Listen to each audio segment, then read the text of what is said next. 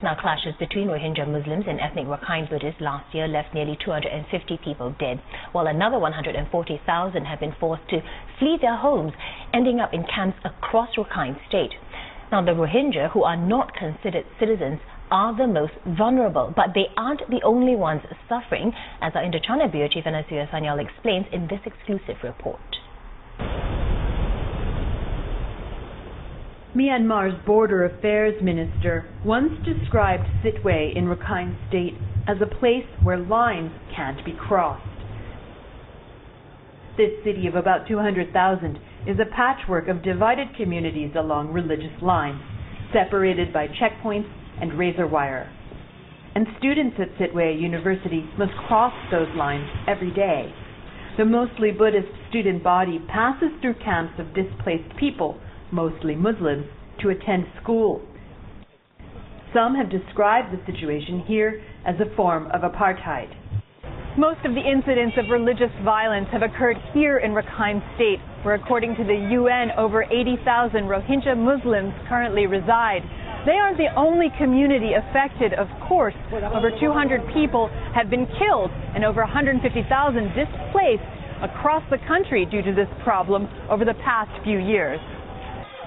This camp houses about 300 Rakhine Buddhists out of 1,000 who lost their homes in the violence. There's no electricity here, but they do have community and government funding. It's likely they'll be moved to permanent shelter further away in the near future, but they prefer to stay closer to town.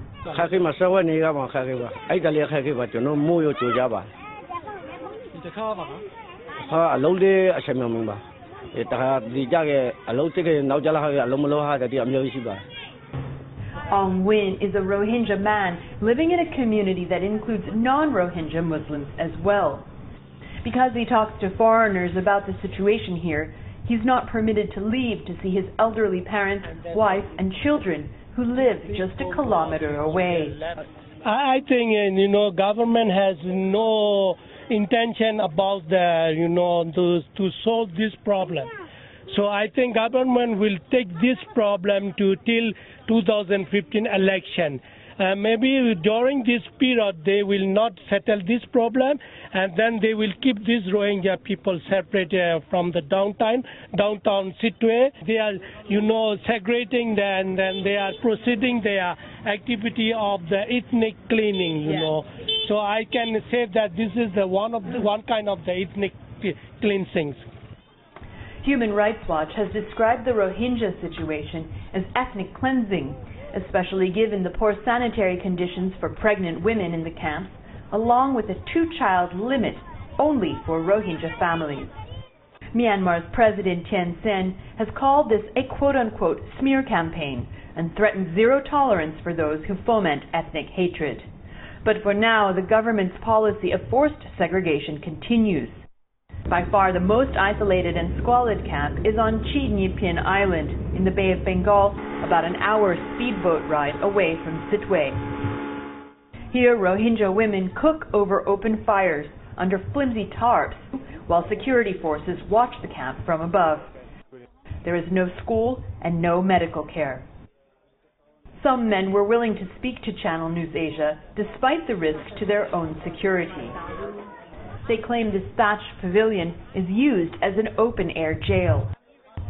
Some Rakhine believe the Rohingya want to create their own Islamic state called Arkistan. ওরা আমাকে বললেন যে মুসলমানরা নিজের দেশ করতে চায়। এটা মিথ্যা কথা, এটা মিথ্যা কথা। আমাদের কোনো জরুরত না, আমাদের কোনো প্রয়োজন নাই। এখানে আমাদের দেশ বানানোর জন্য কোনো প্রয়োজন নাই। আমরা শুধু এটা চাইছি যেমন নাকি নাগরিক, এই দেশের নাগরিক যেমন বলতে পারি, আমাদের এটা দরকার। আমরা দেশ কোনো দরকার নাই। The citizenship issue is at the heart of the problem.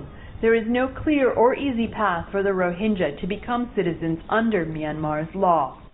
But ironically, during elections, they've been issued temporary residence IDs and permitted to vote, something that has angered local Rakhine parties. So most of the Muslim people voted USDP in 2010. I see. That's why I'm talking about my people who voted us in 2010. Right. So we need to listen to the people's voices if they want those people or not. It depends on. But pragmatically, we understand that politically, we can avoid that. We can avoid those people. We can kick them out. The only thing everyone agrees on is that the government will only take action when there are votes to be gained. Myanmar's next general elections are slated for 2015. Anasuya Saniel, Channel News Asia, Sittwe, Rakhine State, Myanmar.